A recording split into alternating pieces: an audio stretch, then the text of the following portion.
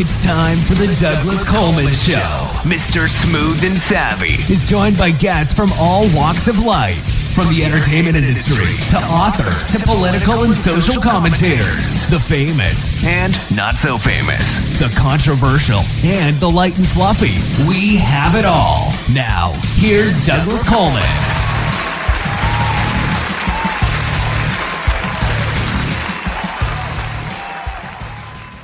Okay. Hi, Jas. How are you? Welcome to the show. I'm well. Thank you all so much for having me. Well, my pleasure. Thank you for being here. Nice to have you here. So it looks like you got a couple of books. The new one is called Thirsty. Is that correct? That is correct. Okay. And the one before that was called We Deserve Monuments. Are they related? I mean, is this a series or are they two standalone books? They are two standalone young adult novels. Okay, so the characters are different and completely different stories, yeah? Totally different. You don't have to read one to read the other. Okay. Tell us a little about We Deserve Monuments. Just give us kind of the overview of the story, if you would.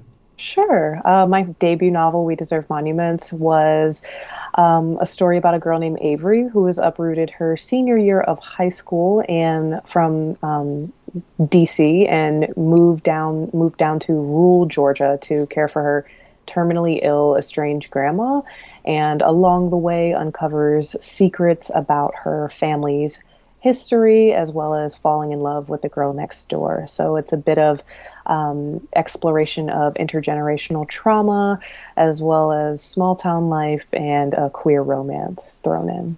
Okay. What age would you peg the story for? Young adult, what is that? It's about, I say like ages 14 and up, I think is like the technical age category, but I've had readers who, are young as 10 or 12 who have read the story and told me that they loved it and enjoyed it. So I think it's depending on maturity age, but typically high school age. Okay. Where did the story come from? Was this true to life at all, or was it just something in your imagination? I wanted to write a story about 3 generations of women, and it just became this slow burn mystery and exploration of intergenerational trauma because I grew up not in a big family, and I used to be so jealous of people who had these huge sprawling family trees and knew so much about like their relatives where I didn't have that. And so I think when I was writing We Deserve Monuments, I was kind of writing a family history that I wished I could have, or I was willing it into existence. And so it just became a way for me to explore my own family roots while having some fun with some made-up fictional aspects as well. So are you the main character or not? I put myself, I can't even lie and say that I'm not in any of them, but yes, my main characters, Avery and Blake and Thirsty, there's definitely pieces of me in both of them. Okay. Are you a full-time writer, or what else? Do you have a different job as well as doing these books? I am not a full-time writer. I am actually a flight attendant for my day job, and so that provides a lot of material and great flexibility for me to do all the bookish things that I love. A flight attendant. Wow. Okay. Mm-hmm. I don't know if I should say what a great job or oh my God, you poor thing. Both, depending on the day. Flying is not what it used to be, and I really have a lot of respect for the flight attendants because you guys really have to put up with some unbelievable stuff. Yeah, definitely. They teach you in training to be a palm tree, and that's just bending with the wind. And you definitely have to lean on those skills of just not letting things bother you or taking things home with you. And I think that is one great thing about the job is like, I leave it on the plane when I'm done. Have you had any unruly passengers that got physically violent and they had to divert the plane? And I mean, you see these on the news all the time now. You do. Yeah. Thankfully, I've never had anything that like resulted in a diversion like that. But I have, had just my fair share of people who were less than pleasant, I will say, to be around. And that is what is so great about my job, is truly when you have somebody that's like terrible, it's like, okay, well, I will never see you again in my entire life, versus like an office job where it's like that person that you hate that sits 3 cubicles over, like you got to see them every day. They're there forever. Yeah. Exactly. I know the feeling. Let me ask you one more question about flying, and this will sort of segue into Thirsty.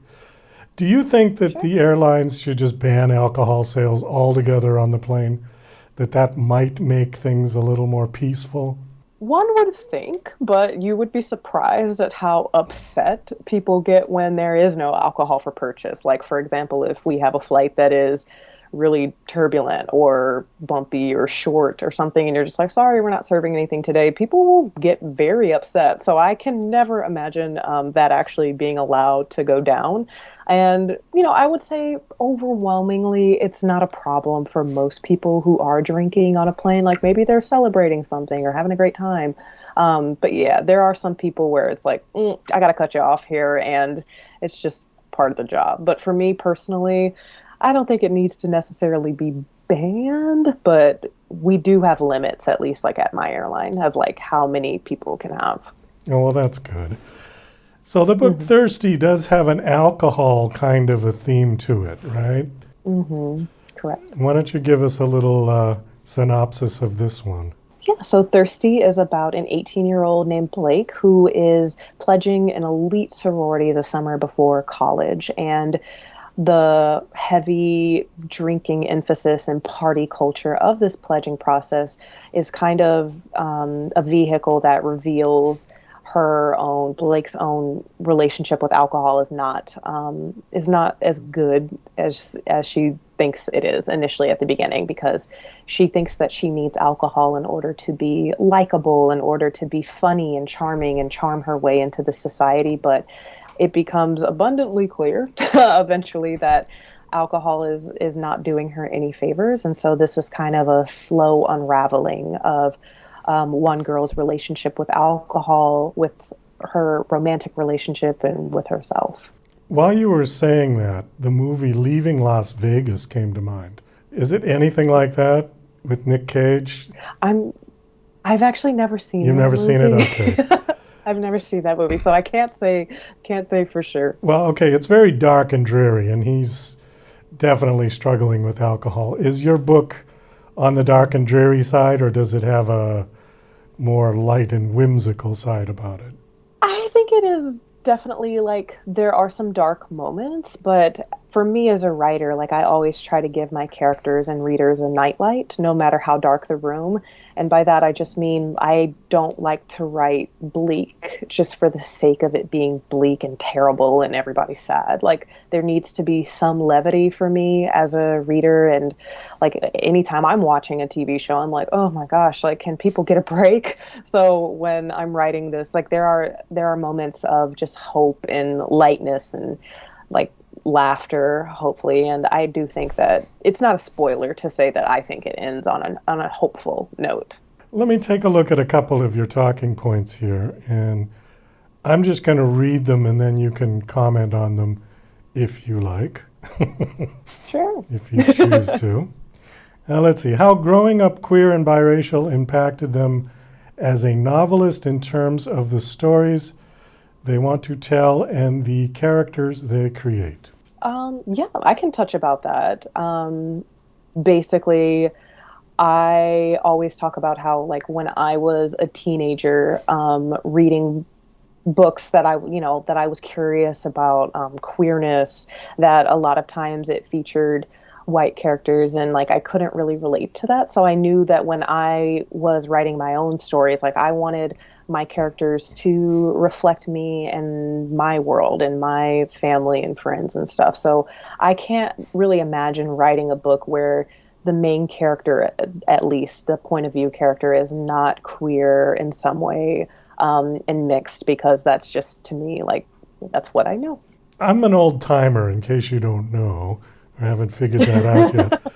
But when I was growing up, the word queer was derogatory, and we didn't use it. Mm-hmm. Now it's used quite, openly. Yeah. So what happened? Why all of a sudden is that an okay word to use, where when I was growing up, it was definitely not an okay word to use. Yeah, I think it's just pretty, indicative of how like language shifts and over time, and how like even when I was a teenager, like people would say use gay as like an insult, like, oh, that's so gay, and how like that's not okay to say now. And I think it's just like a lot of, queer people, I think of that word as a reclamation of, taking back power from, being historically marginalized. And I know that, a lot of older folks do not like that term. And I think that that's what is, beautiful about the LGBTQ community, is that it is so expansive, and there is like such a spectrum of what people like to, that what people relate to. But as for me, like I'm 31, and it just became, to me, I think of queer as like just this beautiful umbrella, not just as like a sexual identity, but also just like how you choose to live your life, and like, talking back against like heteronormativity and those kind of things. Well, I think in that sense, I think it's a good word to use where it covers the whole spectrum, like you said. Yeah. Where gay, Exactly. lesbian, bi, trans, Yeah. they're very specific, right? Exactly. Where queer exactly. could be anybody that fits into that profile, Yeah. I think. Yeah. 100%. Okay. Well, that makes sense. Let's see. We got time for one more. Let's do one more of your talking points. And I'm trying to find one that we haven't already covered. Why do you like to write for the YA audience? I fell in love with reading and books as a young person, as a teenager. And so when I started writing my own stories, I was just naturally gravitating toward that age group. And I think that there's something so beautiful about writing about people who are just on the precipice of everything and experiencing something for the first time. I think it's just a lot of fun, ripe for big, big emotions. And just on a more personal level, like I think that young people are dealing with just so much anguish and grief in the world at such a breakneck speed. And, there's just not a lot of time to breathe and pause. And I think for me as a writer, like I just want to create moments for teenagers to like breathe and just be teenagers again, whether that's falling in love or having an adventure or coming of age. And I think that that's, something that we owe to our young people, is just giving them the space to be young. And I like, to me, that's why I always like to end my YA notes like with a little bit of hope, if it has been a heavy book, because teenagers deserve that hope and that lightness. Well, I can't argue with you on that. That's very well said. And on that, we're going to have to wind it down. So the latest book is called Thirsty. My guest is Jas Hammonds. Do you have a website that you want to give out? Yes, you can visit me at jashammonds.com and learn more about me and my books and get in contact with me. And I'm also on Instagram at Jas Hammonds. Okay. Well, thank you so much for coming on the show. This was a nice conversation, and best of luck with the book. The book has been released? Yes. Thank you so much, Douglas, for having me. Okay. You're welcome.